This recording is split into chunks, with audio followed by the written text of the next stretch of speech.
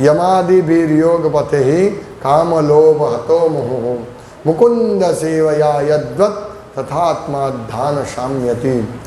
यह सत्य है कि योग पद्धति के द्वारा इंद्रियों को वश करने के अभ्यास से मनुष्य को काम तथा लोभ की चिंताओं से राहत मिल जाएगी, किंतु इससे आत्मा को संतोष प्राप्त नहीं होगा, क्योंकि यह संतोष भगवान की भक्तिमय सेवा से ही प्राप्त किया जा सकता है। तो नारद मुनि का अपना साक्षात्कार हमको बता रहे हैं, जैसे शेयरिंग करें हमारे साथ भागवतम के माध्यम से।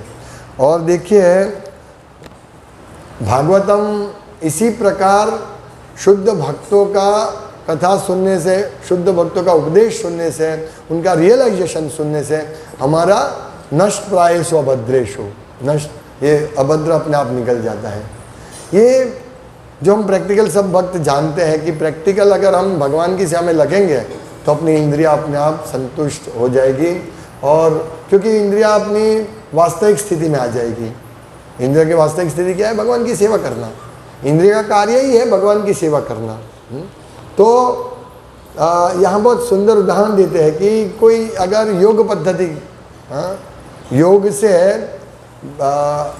योग करते हैं जिसमें आसन होता है सब, उसको फिर यम नियम आसन प्राणायाम ये सब करके योग का मूल उद्देश्य क्या है योग करने का? जैसे आसन, अभी हमारे यहाँ जो योग चल रहा है वो सब पैसा लेके 25,000 20,000 30,000 लेके मोटापा कम करो, हाँ, मन को शांति प्राप्त करो, इसके लिए योग करते हैं। पूरा योग गुरु आते हैं और वो सिखाते, अलग अलग आसन सिखाते हैं, 2-2 घंटा मेहनत करवाते हैं।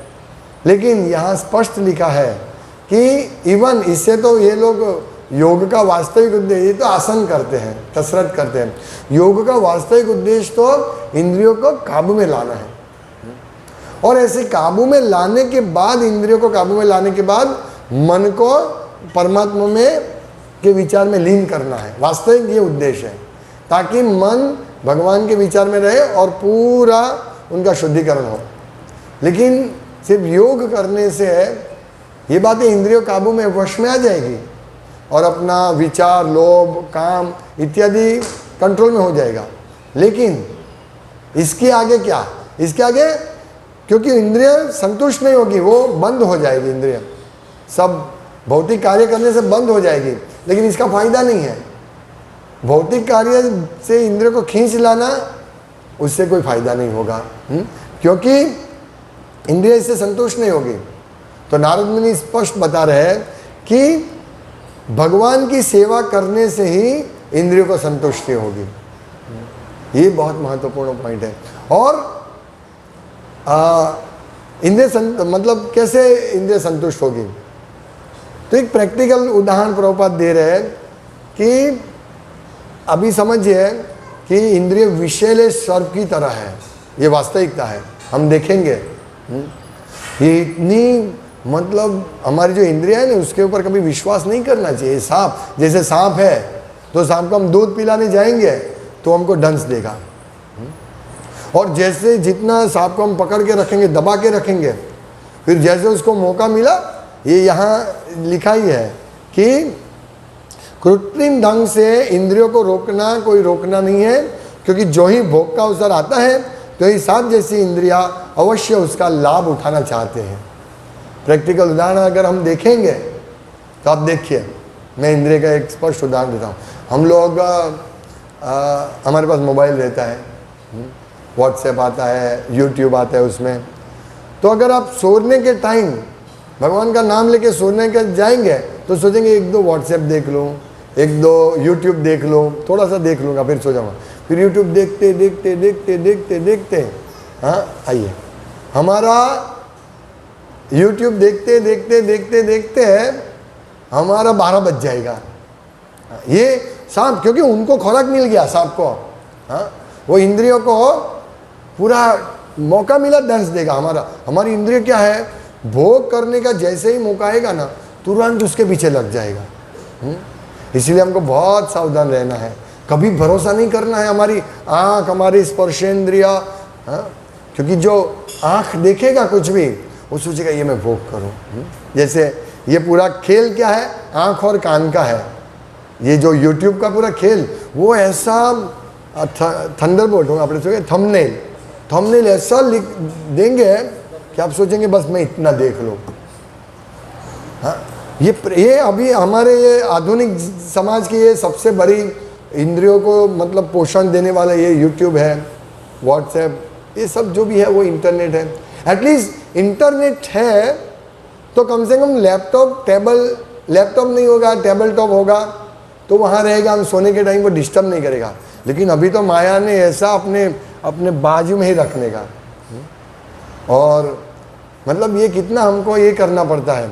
लेकिन इसको अभी ये आधुनिक युग का प्रॉब्लम है, लेकिन पहले नहीं था। फिर भी प्रभुपाद यहाँ उदाहरण देते हैं कि विश्वामित्र मुनि ने कितना साल तप किया, 60,000 साल तप किया। उन्होंने अपनी सब इंद्रियों को वश कर लिया, देखिए। लेकिन एक दिन मेनका छम छम छम छम, मेनका के नुपुर का आवाज आँख खोल दिया। तुरंत उन्होंने मेनका के साथ फिर ये किया, शादी किया, जो भी है वो किया उन्होंने 60,000 साल की तपश्चर्या के बाद। तो इससे हमको मालूम पड़ता है कि इंद्रिय को भरोसा मत करो, इंद्रियों का भरोसा मत करो। चाहे कोई व्यक्ति कितना भी क्यों ना इंद्रियों को का नहीं नियम लेगा, मैं कुछ भी खराब काम नहीं करूँगा, मैं इंद्रियों का कुछ भोग नहीं करूँगा, लेकिन अंधेरा हुआ या एकांत मिला, कोई देखने वाला नहीं है परमात्मा के अलावा, तो व्यक्ति की इंद्रिया अरे इतना काम कर लेता हूँ मैं, इतना कोई देखने वाला नहीं है। ये इसीलिए उसको सर्प जैसी कि जैसे ही उसको भोग मिला फिनिश। उसके सामने हरिदास ठाकुर हर रोज 192 माला करते, 3 लाख जप करते थे भगवान का, भगवान के नाम का। तो वो जप करते थे तो उनके पास समय ही नहीं बचता था। आधी रात को वेश्या आई, देखिए सुंदर, वो आके बैठ गई गेट पे, बोला मुझे आपके साथ संग करना है। हरिदास ठाकुर बोले ठीक है आप रुकिए, मेरा थोड़ा जप बाकी है। जप करते रहे। उनको बिल्कुल भी विकृत है उनकी मतलब उनकी इंद्रिय विकृत सोच ही नहीं रही थी, उनका मन जप में लगा था। तो ठीक है बैठिए, आपको मैं संतुष्ट करूँ, उनको मालूम था। तो वो इंद्रिय फिर पूरा रात बीत गया, सुबह होने आए, फिर वो वेश्या भी थक गई, बोला मैं कल आती हूँ। हाँ आप कल आइए, कल मैं जरूर समय निकालूंगा। हरिदास ठाकुर 3 लाख नाम जप करते, उनके पास समय ही नहीं मिलता था। हाँ फिर दूसरे दिन आए, हाँ बैठो बैठो, थोड़ा मेरा जप बाकी, बस आज तो आपके साथ मैं जो भी आप बोलेंगे मैं करूँगा। जप करते रहे। फिर सुबह हो गया, वेश्या बोली कल मैं आऊँगा, मैं थक गई हूँ, ठीक है कल आप आना, कल जरूर आपका इच्छा पूर्ण। तीसरे दिन आए, हरिदास ठाकुर करते रहे, वेश्या ने शरणागति ले ली। देखिए ये मुझे गांव वालों ने, गांव के राजा सरपंच जो भी है उन्होंने मुझे भेजा, राजा ने भेजा था आपको, आपका फॉल डाउन करने के लिए, आपको पतित करने के लिए। हरिदास ठाकुर ने बोला मुझे मालूम था, भगवान परमात्मा के से मुझे इंगित मिला था, ठीक है, पर मैंने आपको यहाँ बिठाया इसलिए कि आप हरिनाम सुने। और उन्होंने हरिनाम सुन के उन्होंने सब त्याग करके वो भक्त बन गए। हरिदास ठाकुर ने उनको दीक्षा दी और फिर वो हरिनाम जप करने लगे, हरे कृष्णा कृष्णा कृष्णा हरे हरे, हरे राम राम राम हरे हरे। इतनी सुंदर। दूसरी बार माया ने भी परीक्षा ली हरिदास ठाकुर की। और यहाँ हम देखते हैं विश्वामित्र मुनि, उनका फॉल डाउन हुआ है। हालांकि विश्वामित्र मुनि तो बहुत उन्नत भक्त है, पर ये भगवान की योजना होती है। फिर उन्होंने वापस भक्ति करके भगवान को प्रसन्न किया था। तो कहने का तात्पर्य, अगर विश्वामित्र मुनि 60,000 साल तप करने के बाद ऐसे हो तो हमारी क्या हालत होगी सोचिए। इसीलिए हम लोगों को थोड़ा भी अवकाश नहीं देना चाहिए इंद्रियों को, सतत उसको व्यस्त रखना चाहिए। लेकिन किस में? भगवान में, भगवान की सेवा में। यही नारद मुनि कहते हैं ना कि यह संतोष, मतलब इंद्रियों को संतोष तुष्टि कहाँ मिलेगी? भगवान की भक्तिमय सेवा से ही प्राप्त किया जा सकता है। इसलिए देखिए हम लोग सुबह उठते हैं 4 बजे, 3:30 बजे, जो भी है, 3:30 बजे से अभी कितना बजा? 9 बजने आया है, और फिर हम 9:30 3:30 से 6 घंटा हम लोग भक्तों के संग में रहकर पूरा मॉर्निंग प्रोग्राम हमारा 24 घंटे में 6 घंटा निकल गया, कितना हुआ 18 घंटा। 18 घंटा में हम 6 घंटा सोते हैं, 12 घंटा। अभी हमको 12 घंटा ही डेंजर है ना। अभी 12 घंटे में 2 घंटा और रीडिंग करेंगे तो 10 घंटा हुआ, और फिर 10 घंटा जो है उसमें हम ये जॉब करने में या इस इत्यादि में हम समय निकालेंगे। तो ये 10 घंटा संभालना है।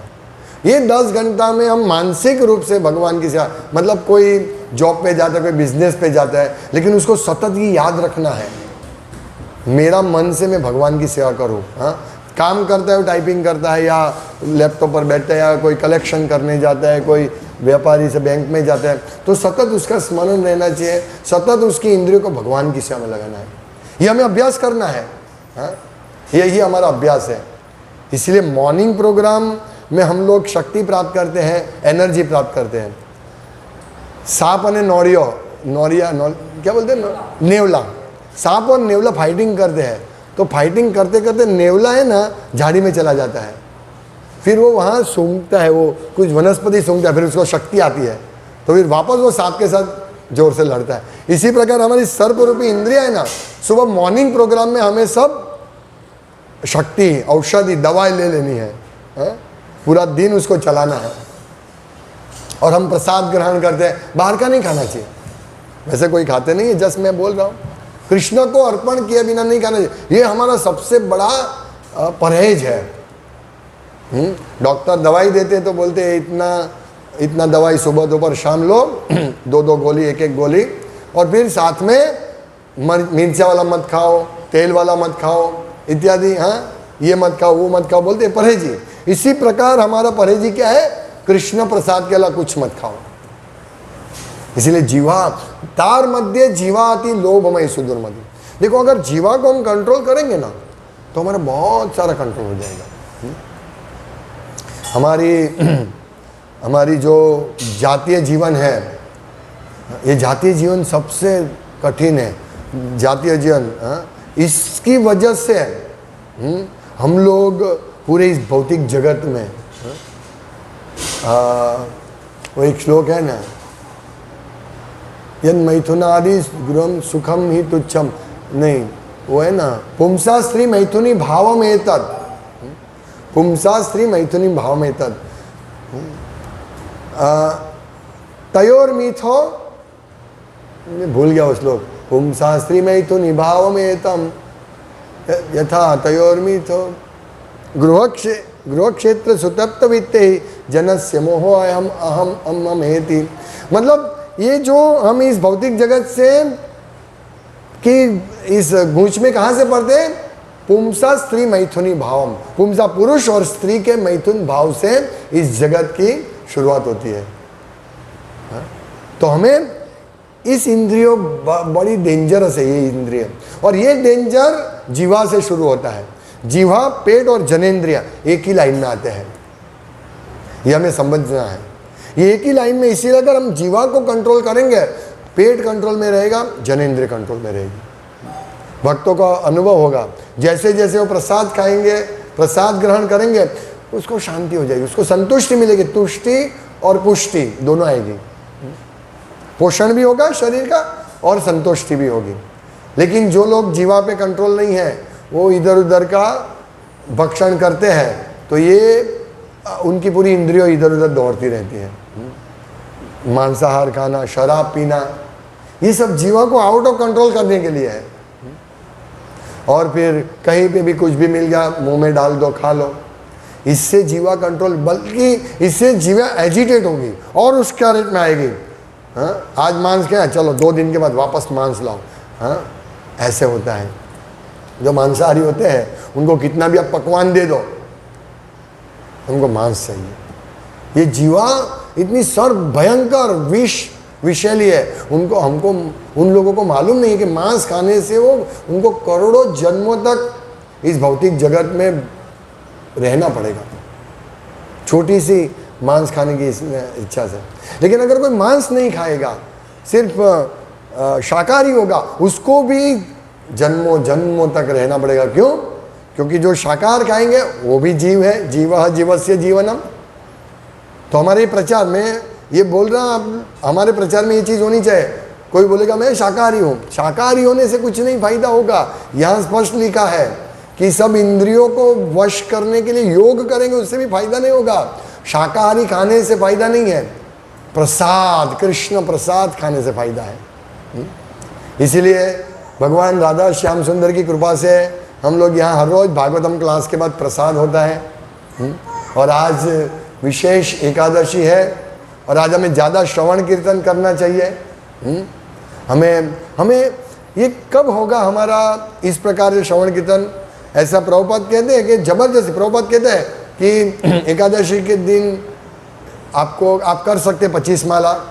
ऐसे कहा नहीं कि 25 माला ही करना है, लेकिन आपको 25 माला करना, 16 माला से चलेगा, 16 माला मिनिमम। ऐसे 25 माला एकादशी को करना चाहिए, लेकिन 25 माला करने के लिए मैकेनिकल नहीं। अगर मैकेनिकल भी करो तो ठीक है, लेकिन ऐसे हमारा उत्साह आना चाहिए। यस, आज मुझे माला करनी है, ज़्यादा माला करनी है, इस प्रकार हमारा उत्साह होना चाहिए।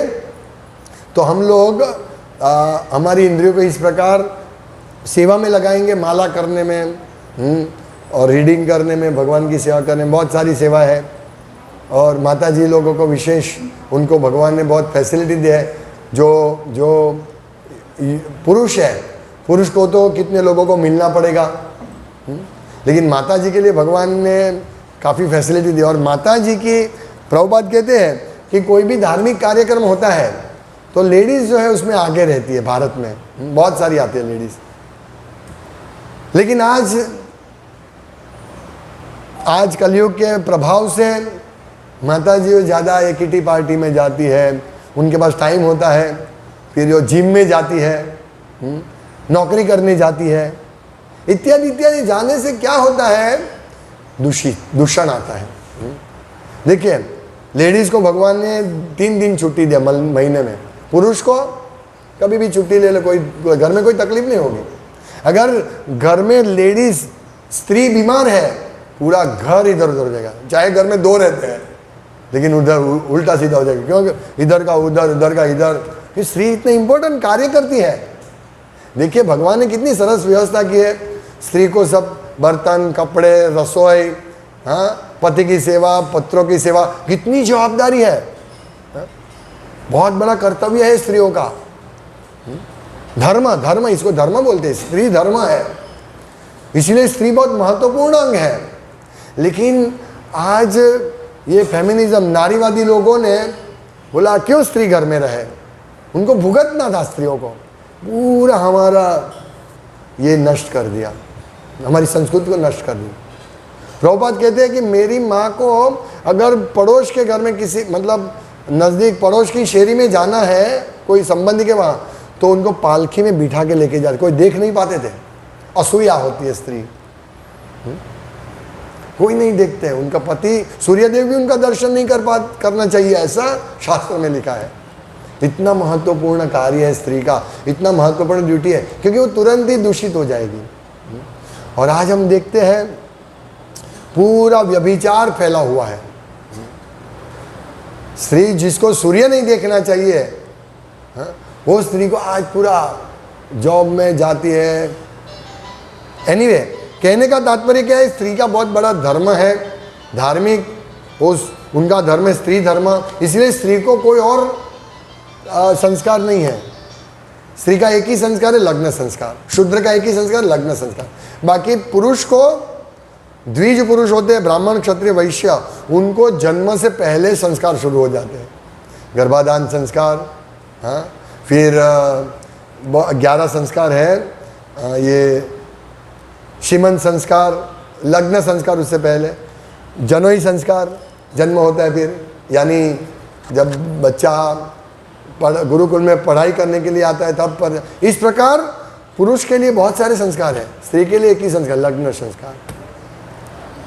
पर वो उनका, इसका मतलब ये नहीं कि वो, जैसे भगवान कहते हैं, हाँ, मामी पार्थ विपाश्रित ये पीसु पाप यो न स्त्रिया वैश्यस तथा शूद्र ये पीसु यान्ति परम गति। मतलब स्त्री, वैश्य और शूद्र ये लोग भी परम गति को प्राप्त कर सकते हैं। इसके लिए कोई बाधा नहीं है, पर उसका नियम है, उसके धर्म है। तो इस धर्म के हिसाब से जो भी व्यक्ति करेंगे तो उनको सब मिल सकता है। और इंद्रिया, इसलिए स्त्रियों की इंद्रियों को हमें सुरक्षित रखनी चाहिए। हमें वास्तव में ये सब धर्म समझना है। ब्रह्मचारी, गुरु, गृहस्थ, वानप्रस्थ और सन्यास, ये सबके अलग अलग वर्ण आश्रम की ड्यूटीज होती है, अलग अलग। हाँ, ये ड्यूटी करना है, वो ड्यूटी करना है, लेकिन स्त्रियों का एक ही धर्म, स्त्री धर्म है। ये पर क्योंकि ये बहुत महत्वपूर्ण धर्म है, बहुत महत्वपूर्ण। आज हम यहाँ बैठे हैं, हम हमारा कार्य कर रहे हैं, ऑफिस या जो भी खेती कर रहे हैं, जो भी कार्य कर रहे हैं, तो हमारे कितनी व्यवस्था चाहिए, हमारे कपड़े चाहिए, हमारे प्रसाद के लिए व्यवस्था करनी चाहिए, हमारे बच्चों की व्यवस्था करनी है। तो स्त्री धर्म है, बहुत बहुत पवित्र धर्म है। एनीवे, कहने का मेरा मतलब, मैं क्यों ये पॉइंट लाया कि स्त्री जो है ना वो दूषित तुरंत हो सकती है, हमारी इंद्रिय भी दूषित हो सकती है, लेकिन स्त्री प्रोटेक्शन क्या है, स्त्री को घर में ही रहना है, इसलिए उनको ज़्यादा लोगों को मिलना नहीं होता है, वो तुरंत दूषित नहीं होगी, इसलिए दूषित नहीं होगी वो। पहले ऐसी सिस्टम थी, स्त्री घर से बाहर निकलती थी तो ऐसे, ये लोग बोलते हैं मुसलमान बुर्खा पहनते हैं, हमारा नहीं, ये पहले से हमारा तो वैदिक रिवाज ही थी घूंघट डालना, वैदिक रिवाज ही है हमारा। मारवाड़ी में आज तक भी है, चला आता है, लोग इसको बिछोड़ा मानते हैं। ऐसा नहीं है, ये वास्तव में कितना पवित्र ये धर्म है। हाँ, इससे स्त्री का रिस्पेक्ट बढ़ता है। ऐसे लोग सोचते हैं ऐसे डालने पछात स्त्री है, नहीं, रिस्पेक्ट, कितना रिस्पेक्ट रहता है।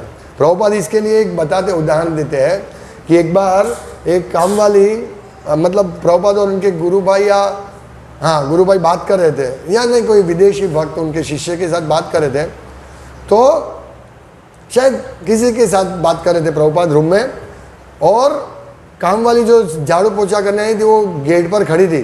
प्रभुपाद ने बोला वो अंदर नहीं आ रहे क्योंकि हम लोग हैं, चलो हम बाहर निकल जाते हैं। जब बाहर निकले तब वो आई, तो देखिए एक काम वाली भी उतना मर्यादा रखती है। ये सब संस्कार है, संस्कार था, अभी सब निकल रहा है, धीरे धीरे करके निकल रहा है। हम लोगों को ये संस्कार समझना है और इस प्रकार से हमारे जीवन यापन करना है।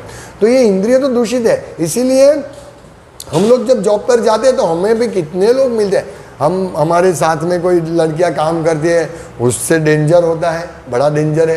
हाँ? फिर खाना पीना ये सब देखते, हमारे कलीग्स होते हैं, वो लेते हैं, खमण लाओ भूख लगी है, हाँ? लाओ पकोड़ा लाओ भूख लगी है, तो हमारी इंद्रियां, हाँ, एक बार रुकेंगे, 2 बार रुकेंगे, लाओ खा लो। इसीलिए हम लोगों को उस समय भगवान का चिंतन ऐसे करना है। हाँ? जैसे मैं बता रहा था कि मैं जब इंजीनियरिंग का कर रहा था तो कृष्ण भक्ति में आए, चाय छोड़ा, फिर जाते थे तो ऐसा वो सामने कहीं पे भी जाते चाय पियेंगे, चाय रख ही देते, पूछते भी नहीं, रख देते हैं। फिर कंट्रोल करना पड़ता है, चाय इतना अच्छा टेस्ट है, याद रहता है शुरू में, अभी नहीं, अभी तो तुरंत, फिर थोड़ा 1-2 महीना परेशान करती है इंद्रिय। पर अगर हम ज़्यादा भक्ति में नहीं लगाएंगे इंद्रिय को और ज़्यादा ही ऐसा संग करेंगे, चाय पी लेंगे। मैंने देखा है कई दीक्षित भक्त भी चाय पीते हैं। इंद्रिय सॉलिड है, स्ट्रॉन्ग है। तो हमको इंद्रियों को भगवान की सेवा में लगाना है। भगवान की भक्तिमय सेवा के बिना न तो योग पत्र न ही शुष्क चिंतन कभी सफल हो सकता है। और जब दिव्य भक्ति के साथ किसी अन्य गौण पद्धति, दूसरा क्या है, सकाम भक्ति, मतलब ज्ञान मिश्रित भक्ति, फिर ये कर्म मिश्रित भक्ति। अभी गरीबों को खिलाना और भक्ति करना, ये कर्म मिश्रित भक्ति है, समझिए भाई। बहुत सारे गरीब लोग हैं, उसको खिलाओ। हाँ, ये हम भक्ति भी कर रहे हैं कृष्ण की, ये भी परम धर्म है। भूखे को खिलाना, अन्नदान श्रेष्ठ दान, ऐसे इस्कॉन में ये सब आ गया है। तो ये भी है मिश्रित भक्ति। प्रभुपाद यहाँ वार्निंग देते हैं, मिश्रित भक्ति नहीं करना है। आत्म साक्षात्कार प्राप्त करने का सर्वश्रेष्ठ उपाय है सकाम कर्म ध्यान योग या शुष्क चिंतन से रंजित हुए बिना भगवान की शुद्ध भक्ति करना, इसका अंश भी नहीं होना चाहिए। ये जो हम देते, जाओ मेरी ओर से 5 लाख रुपया मैं देता हूँ, सब गरीबों को खिलाओ। हमारे पद्मचरण प्रभु ने मुझे फ़ोन किया, प्रभु एक हमारे डोनर है, बोलते हैं तुमको हम पैसा देते हैं, आप खिचड़ी बनाओ, आपका प्रसाद बहुत अच्छा है, खिचड़ी प्रसाद बनाओ और सबको बांटो। क्या करो प्रभु? नहीं, हम लोग खिचड़ी प्रसाद बनाएंगे, आप पैसा दो, हम खिचड़ी प्रसाद बनाएंगे, लेकिन हम सत्संग करेंगे, कीर्तन करेंगे और सबको, सब बैठने के लिए तैयार, हमको सत्संग की परमिशन दो, हम फिर उनको प्रसाद देंगे, उनको फिलोसॉफी देंगे, कीर्तन देंगे, फिर हम प्रसाद देंगे। हम ऐसे नहीं, तो एक कर्म मिश्रित, नहीं ठीक है, पैसा आया गरीबों को खिलाओ, वो लोग खुश होंगे। कर्म कांड इसको बोलते, कर्म मिश्रित भक्ति। ऐसी भक्ति से हम आत्म साक्षात्कार नहीं होगा। ज्ञान मिश्रित भक्ति, स्पेक्युलेशन, ये मायावादी के साथ, हम मायावादी जैसे बोलते हम लोग ऐसे ही करते हैं। हम मायावादी के साथ हमारा संपर्क रहता है, वो भी दूषित भक्ति है। हाँ, शुष्क चिंतन, ये सब हमें छोड़ना है। ज्ञान मिश्रित, कर्म मिश्रित भक्ति, हमें शुद्ध भक्ति करनी है, तो इससे हमारा आत्म साक्षात्कार होगा, नहीं तो नहीं होगा। ये तीसरे पॉइंट में, तीसरे पैराग्राफ में, दूसरे पैराग्राफ में प्रभुपाद स्पष्ट करते हैं। कहते हैं जब दिव्य भक्ति के साथ किसी अन्य गौण पद्धति को मिला दिया जाता है तो वह दिव्य नहीं रह जाती, अपितु मिश्रित भक्ति कहलाती है।